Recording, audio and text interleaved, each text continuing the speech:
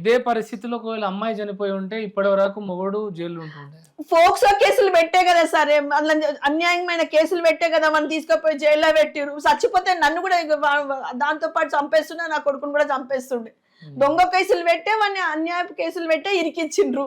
ఇంకా అది చచ్చిపోతే మేము ఉంటామైగా. ఇది లాస్ట్ లెటర్ నేను ఆయన డోర్ కొట్టినప్పుడు చూసినప్పుడు ఈ పని మీదే ఉన్నట్టున్నాడు. ఎన్ని గంటలకంటే 10 గంటలకి మొత్తం దాంట్లో క్లియర్ గా మొత్తం క్లియర్ గా రాసిండు, A to Z మొత్తం రాసిండు.